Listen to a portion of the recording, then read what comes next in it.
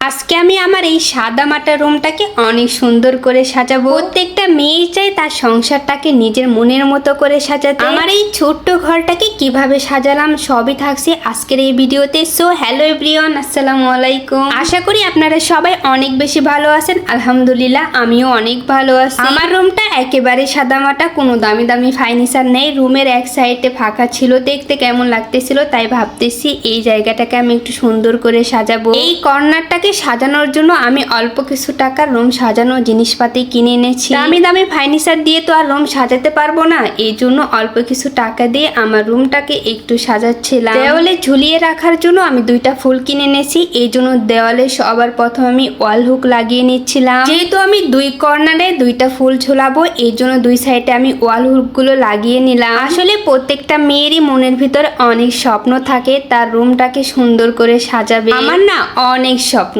আমার রুমটা একদম পরিপাটি থাকবে, একদম গোছানো থাকবে। কর্নারটাকে আমি একটু পরিষ্কার করে নিলাম। এই তো এই পর্দাগুলো আমি কিনে এনেছি অনেক পছন্দ করে। আমার কাছে এই পর্দার কালারটা অনেক বেশি ভালো লেগেছে। পর্দাগুলো এখন আমি জানালায় লাগিয়ে নিলাম। আমি যখন আমার রুমের এই সাইডটা সুন্দরভাবে গোছাচ্ছিলাম, আমার কি যে ভালো লাগতেছিল এই কাজগুলো করতে। তো আহামরি দামি দামি জিনিস দিয়ে রুম সাজাতে পারতেছি না, তো কি হয়েছে যেটুকু দিয়ে করতে পেরেছি এটাই আমার কাছে অনেক। এটার জন্য আমি আল্লাহর কাছে লাখো লাখো শুকরিয়া জানাই। আর আজকে বাইরের আকাশটা কত সুন্দর ছিল, তাই না? আবার প্রথমে আমি কার্পেটটা ফ্লোরে বিছিয়ে নিব। জানেন মাঝে মাঝে না নিজেকে অনেক ভাগ্যবতী মনে হয়। এই যে এখন যে বিলাসিতাগুলো আমি করতেছি না, এখন হয়তো সবাই এসে বলবেন এটা আবার কিসের বিলাসিতা। আমার কাছে এটা অনেক বিলাসিতা, কিন্তু এই সব কিছু করে আপনাদের ভাইয়া শুধুমাত্র আমার মনটাকে ভালো রাখার জন্য। আমি যেন সবসময় হাসি খুশি থাকি, এই জন্য আপনাদের ভাইয়া এত টাকা খরচ করে আমার ছোটখাটো শখ পূরণ করে।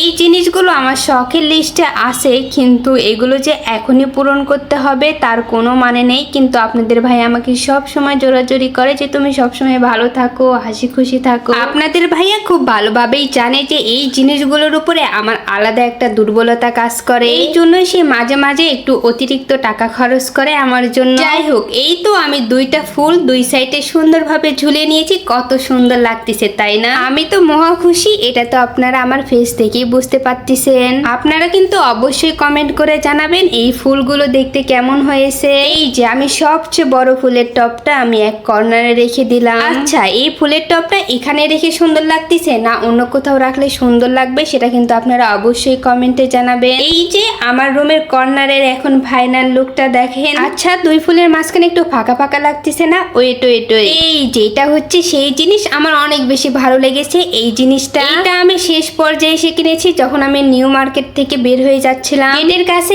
একটা আঙ্কেল এই জিনিসগুলো বেচতেছিল। এটা কিন্তু আমি অনেক খোঁজাখুঁজি করেছি, কোথাও পাইনি। এটার দাম কত পড়েছে জানেন? মাত্র 100 টাকা। 100 টাকা দিয়ে আমি এত সুন্দর একটা জিনিস পেয়ে গেছি। এখন বলেন আমার রুমটা কেমন লাগতেছে? মাশাআল্লাহ, আমার এই কর্নারটা কিন্তু অনেক বেশি সুন্দর লাগতেছিল। আপনারা কিন্তু কমেন্ট করে জানাবেন আমার এই কর্নারটা এখন কেমন লাগতেছে।